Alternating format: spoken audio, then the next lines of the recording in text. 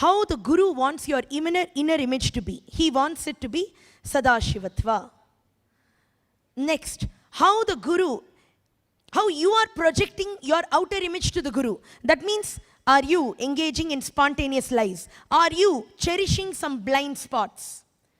Do you feel if you say yes to becoming Adinavasi now, that forever you will be sitting over here and the door will be locked and you will be in white sari and Rudrakshas all through your life? You can't watch Bahubali, you can't watch Avatar movie, you can't do anything. And because of this one ordinary thing, you will feel, no, I am not yet fully ready. The matrix is also quite beautiful. Matrix has been created by Sadashiva. So I think I can enjoy it for a little while. It'll be like the puppy waiting for the bowl of milk, which it knows it'll get in the afternoon or something. And you're okay just lying over there in the dust, fantasizing about the bowl of milk which will be brought to you. Forgetting that the Guru is telling, come on, let's go inside. There's fresh buttermilk for you. Sangha is there to play with you. You'll have a brand new life. People will worship you as Kalabhairava's Vahana. You'll not just be treated like a pet on a leash. Forgetting all that and lying under the bench. Not willing to come out. Telling, but I enjoy this. Are we understanding this clearly? And the next is what the Guru's expectation is from you. That means, what is his Anyakara for you? His expectation from you is your deepest expectation from yourself, which you don't even know. Even the puppy wants to grow into a strong, big dog at the feet of Kalabhairava. Wants to be worshipped. Wants to enjoy life with people, with Sangha. But it doesn't immediately say yes. So, meeting Swamiji's expectation, Anyakara for you. And the last one, how you are holding Sangha. How you are holding the life around Swamiji. Even if you are okay with the Sangha, but you are not okay with the building that you are in, even that is going to become blind spot. And it will only be because the inner image you carry about you, your body, will still be affecting you. That's all. We should simply have this. If this is Swamiji's home, this is the best of the best of the best.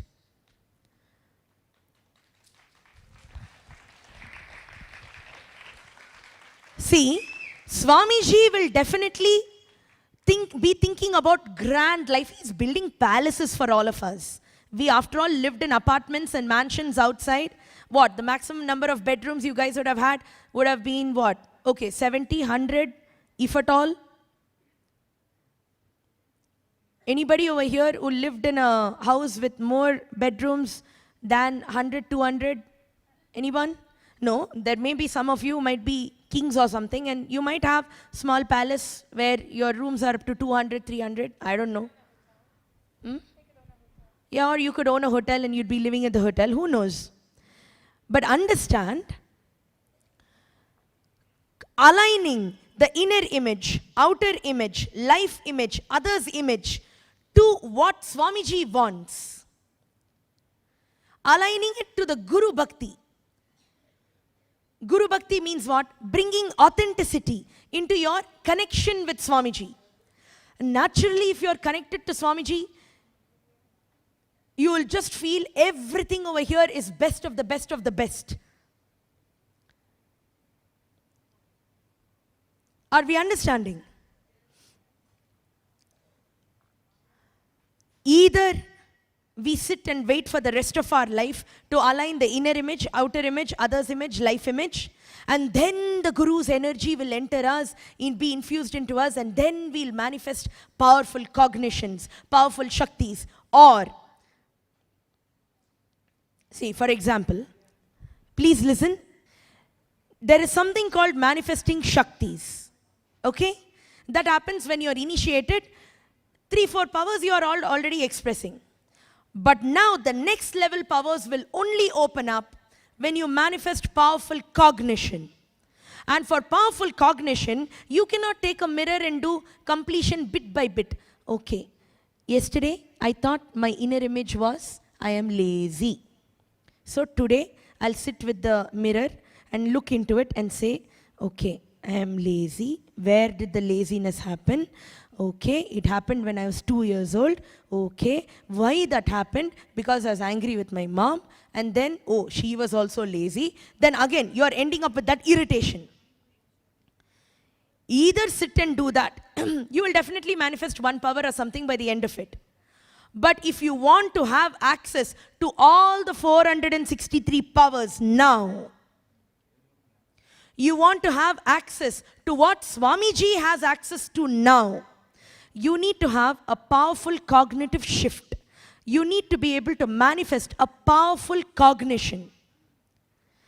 That is where, in one go, in one shot, listen, till now, with the completion, initiation, everything, you are expressing at least 4 powers.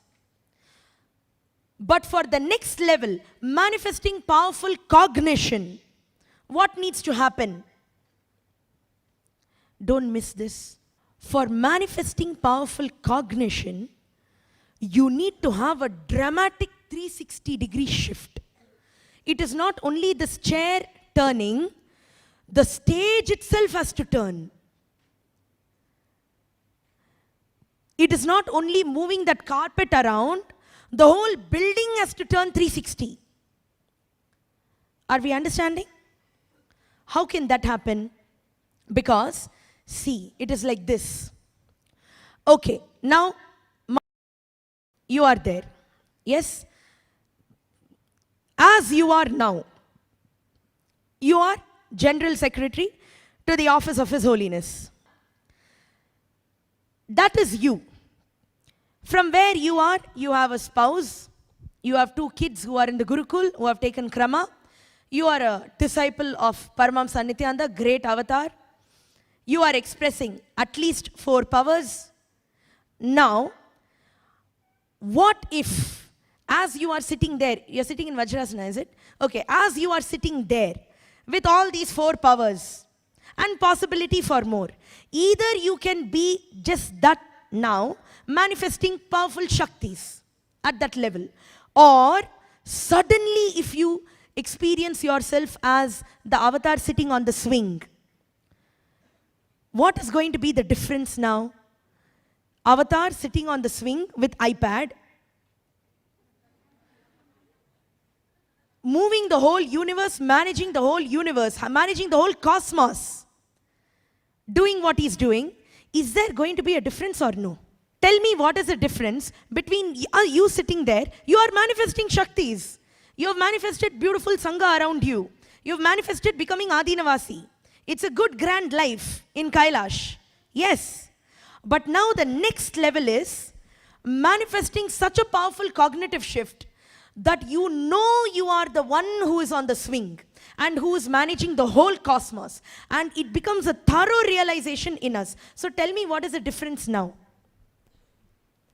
I know I've experienced moments of that, and those moments keep adding up where they're getting into authenticity. It's just being established in that such that there's only expansion happening, no falling back in any way. So, That's but how there I is a see it. clear difference between what we are there and what we are on the swing. Sometimes, sometimes not.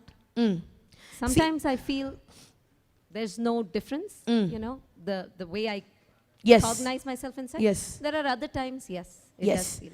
Now, those other times that we are talking about,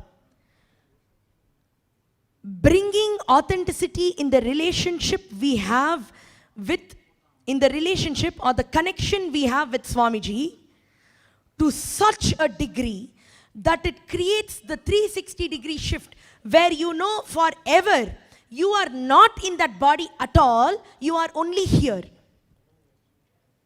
What Swamiji says, he says, you guys think I am in this body, but I know I am in all of you much more than I am in this body.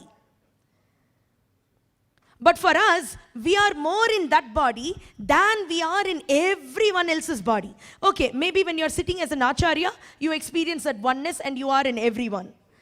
But how about when you're just eating and walking around and sleeping and all of it?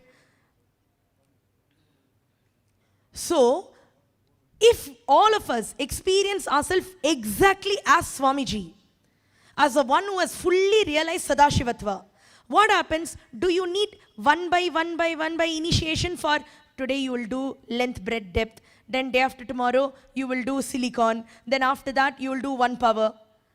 Do you have to wait for that? Definitely not. Everything is available immediately to you. It's The an on-off switch. infinity immediate. It's an on-off switch. Yes. So no more, that switch is not going to be turning on, turning off. The easiest thing to do for this powerful cognitive shift to happen is bringing authenticity, means saying a yes to what Swamiji wants your inner image to be as, without having the second sentence or the fallback option. It's like this. The sentence will be common for many of us.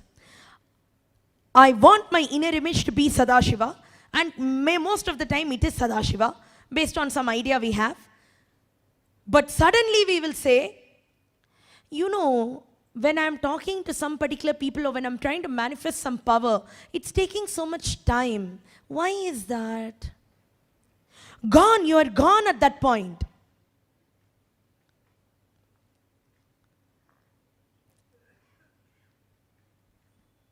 Listen, it's because we start having the fallback option. After lunch, I will try. After restroom, I will try. My bladder is full. I need coffee, tea, this, that, etc. No one is saying don't drink coffee, tea. But if you drink coffee, first choose Sadashiva and drink the coffee. So you drink as him. It's a very funny story. As long as the inner image is inside us, even if you are over here, even if you have come to this stage, as long as the inner image is not aligned to what Swamiji wants for us, as long as we are not able to say the full yes to him, till that time we are eating only crow biryani. See, how biryani is generally, the non-vegetarian biryani is very popular around the world, okay? It's normally made out of meat, lamb meat, or it is made of chicken or some such thing. Now understand, what if you thought you are eating this rich lamb biryani, but instead you realize that till now you're cheating yourself. You've actually been cheated by your inner image. You're eating only crow biryani. So actually we've got a beautiful, very funny clip from a comedy movie. There is this guy, he's hungry. So he goes to a roadside stall, a roadside restaurant, and he says, there's a big board, 5 rupees, just 5 rupees, you get biryani. Now, he buys that because he's very hungry, and he says, you know, I'm from Dubai, I'm from New York, I'm from this and that, don't you have a plate and a spoon and a chair and everything? And then he'll ask, do you have mineral water at a roadside stall? What you're going to get? Then this guy, he gets that biryani, and then he eats it, and he says, oh, so tasty. He says, hey, this is so thin. The leg piece is very thin. Can you just, wait, let me just explain that, then you guys play it. Can you just give me a bigger piece, he will ask. Then that stall guy says, for 5 rupees, you want what, 2-3 pieces? You want some big dinosaur leg? What do you want? And understand, that point he says, okay, even if it is small, it's very tasty. And then he eats it nicely. Chop, he eats and licks his fingers, drinks the water, washes his mouth, and he comes out. When he comes out, suddenly he asks some guy on the road, hey, what is the time? No, somebody asks him, someone is walking with him on the road, and they stop him and say, hey, what is the time? Now this guy looks at the watch and he's about to say 11:44, but instead, only the ka, only that sound comes out of his mouth. Then again he tries. Again they're asking, hey, what is wrong? Then whatever he says, he asks people, what is wrong? What is wrong? What happened to me? Because only ka, ka, ka, ka sound is coming out of him. Then that guy, one guy tells him, oh, you ate kaka biryani. And then this guy is like, what? You told it is ambur chicken biryani and you gave me kaka biryani? Understand, that is a clip you're about to see. As long as the inner image is with you, you will be the kind of person who's thinking you're eating very tasty food, but you don't know you're eating crow. Not the rich meat which will make you know you are a lion.